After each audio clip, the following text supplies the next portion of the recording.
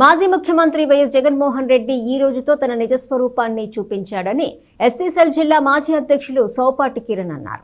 మంగళవారం స్థానిక టీడీపీ కార్యాలయంలో ఆ పార్టీ ఎస్సీ బీసీ నేతలు ఏర్పాటు చేసిన మీడియా సమావేశంలో మాట్లాడారు.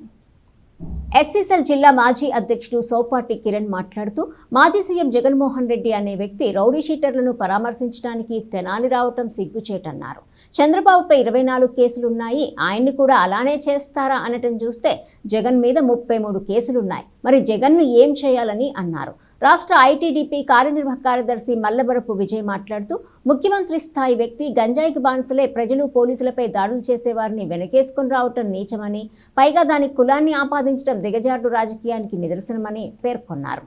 నియోజకవర్గ బీసీసీఎల్ అధ్యక్షుడు గిరి గణేష్ మాట్లాడుతూ జగన్ బాధితులకు కాక బాధించే వారికి సపోర్ట్ చేయటం సిగ్గుచేటని అన్నారు. కార్యక్రమంలో పట్టణ ఎస్సీసీఎల్ అధ్యక్షుడు అత్తోట శరత్, మండల ఎస్సీసీఎల్ అధ్యక్షుడు కోపల్లె శ్రీను, పనిదప్పు దుర్గా, డేవిడ్, రవీంద్ర, కొమ్మూరి వెంకటేశ్వర్లు, గోపి, రాజేంద్ర ప్రసాద్, కిరణ్, అశోక్, సురేష్ తదితరులు పాల్గొన్నారు.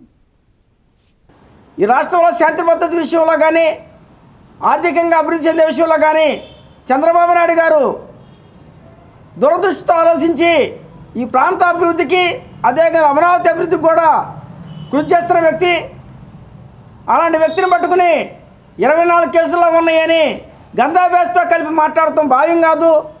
నీలాగా ఆర్థికంగా ఉగ్రవాదులుగా ప్రోత్సహించి ఈ రాష్ట్రం చిన్నాభిన్నం చేయడానికి వచ్చిన వ్యక్తి చంద్రబాబు నాయుడు కాదని, ఒక ముఖ్యమంత్రిగా చేసిన వ్యక్తిని నడు రోడ్డు మీద కాల్ చేయాలి, నడు రోడ్డు మీద ఉరేయాలని చెప్పి నువ్వు మాట్లాడితే ప్రజల పాలిట యమపాశాలుగా ఉన్నటువంటి రౌడీ షీటర్లు బహిరంగంగా ఆడ మగ తేడా లేకుండా ఎట్లా పడితే అట్లా నీచంగా ప్రవర్తించేటువంటి రౌడీ షీటర్లని పోలీసులు నడి రోడ్డు మీద బుద్ధి చెప్తే వచ్చిన తప్పేంటి?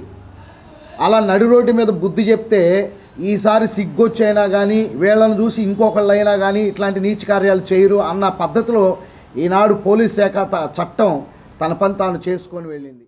ఒక ముద్దాయిని కొట్టేటప్పుడు దళితుడా, ఓసీనా, బీసీనా అని చూడరు. వాడి ముద్దాయి వాడు చేసినటువంటి పరిస్థితి ఏంటి, ఏ విధంగా తీవ్రంగా ఉందని ఆలోచించి ఒక 2 దెబ్బలు వేశారు. అది ఎందుకు? వాళ్ళ మార్పు కోసం.